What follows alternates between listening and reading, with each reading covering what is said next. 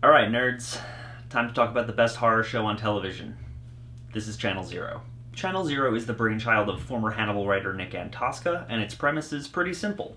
Every season, for 6 episodes, it will take a single creepypasta, famous or not, and adapt it to the screen. And the result is one of the most inventive and impressive takes on horror television I've ever seen. And as this show is an anthology, I'm going to be tackling it one season at a time, starting with its first season, based on arguably the most famous creepypasta of the bunch, Cove.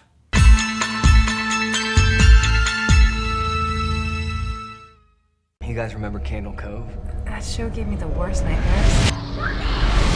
Cove is directed by Craig William McNeil. It stars Paul Schneider and Fiona Shaw, and it essentially tells a more elaborate version of the Cove story. Mike Painter, a child psychologist, returns to his town of Iron Hill, Ohio, after being gone for about 30 years. The last time he was there, his twin brother Eddie and 4 other children were murdered, and there may be some connection to a mysterious pirate show called Cove that may or may not have even existed at all. Now, this show's been around for 4 years at this point, so I am going to be talking spoilers a bit, so if you haven't seen any seasons of Channel Zero, I would strongly urge that you go watch them. They're all available for streaming on Shudder right now, and it's a quarantine, so you have no reason not to check them out.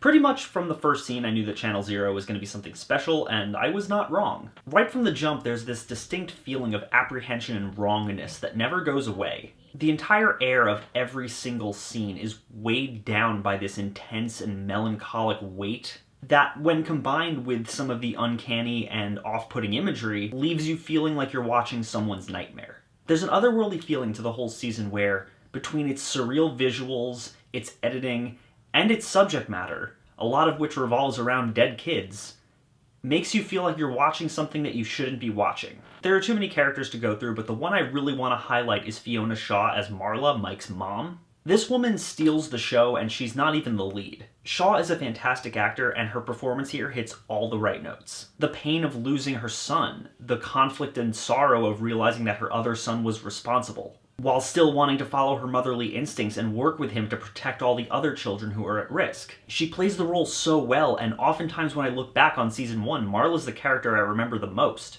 Now at this point, I gotta start talking spoilers, so I'm gonna do a quick run through and then I'll dissect and dive in and criticize a bit. In 1988, in Iron Hill, there were a string of murders that ended with the death of Mike's brother Eddie. All the kids in town were watching a local broadcast of a low-rent pirate show called Cove. As it turns out, Eddie was a powerful psychic, and his pain and his sorrow from being bullied and losing his father created a means of lashing out and fighting back in Cove, which allowed him to infiltrate the brains of the kids who picked on him and eventually kill them. Eddie becomes corrupt with power, or maybe possessed by something more sinister, and Mike is forced to kill him. Now Eddie's spirit, locked in an existential prison, wants to come back to the real world and needs Mike to do it.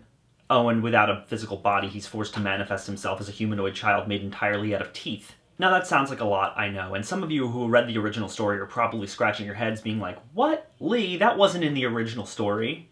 And yeah, the original story is 4 paragraphs long, and it solely works as an, ooh, that's kind of spooky anecdote and not a real story. They get the whole, you were watching static the whole time thing out of the way in the first episode, and from there they're free to take it in whatever direction they want.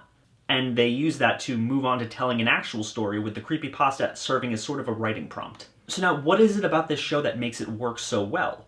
Well, like I said, a huge part of that comes down to its visuals, its subject matter, its editing. This is the first time we've gotten a creepypasta adaptation that feels like a movie. An extremely independent, artistically leaning movie, but still a movie. It's not focused on just showing you that thing that you'll go, oh, I recognize that. It's focused on telling a story while providing you with horrific imagery like life-size puppets and toothed children and Olivia de Sagazan. The production that went into the actual Cove puppet show is pretty excellent. It feels like some stupid show that would be on a local Midwest broadcast. The puppets are extremely true to the descriptions of the original source material, and it feels both DIY and professional at the same time. There are actually shows like that in small towns. I've been to the Bible Belt. I've seen the weird shit that they play on public access TV down there. On top of that, the Tooth Child's design is inspired, and he ended up becoming a de facto symbol of the series, even though he's only in the 1 season. Olivia de Sagazan as the Skin Taker is equally horrifying, if not somewhat underrated. The show's use of performance artists as their monsters is consistently a great choice, and Sagazan was kind of a perfect choice for this questionably ancient evil entity that is either the creation of the mind of a disturbed child, or the possessor of said child. Now, all that being said, and keeping in mind that I think every season of the show is pretty much a damn masterpiece, I actually think Candle Cove is the weakest of the bunch. It's not bad by any means, and it's certainly a fantastic start for a fantastic show, but in my opinion it hadn't quite found its stride yet. There was a lot less going on below the surface of this season thematically. It works excellently as a super creepy horror story, but a lot of the later seasons go much deeper than that. On top of that, Mike is possibly the most boring protagonist in the whole series. I don't know if it's Paul Schneider or the script or both, but Mike is so one-dimensional and barely a person at all that he makes every other character appear to be chiseled out of marble in comparison to his milquetoast personality. He's a passive character, ultimately. He doesn't make any real decisions, he doesn't have an active role in the story. Things just happen to him or around him, and he just kind of reacts. And it's a shame, really, because I do think if Mike was a better written character, I would have had a harder time deciding which season is the weakest of the bunch. Still, none of that really matters because Candle Cove is freaking great. When I look back on that season, I find myself thinking a lot of its insane visuals and its inventive take on what is a fairly simple story. It's a brilliant start to the series, and I'd absolutely call Candle Cove a must-see.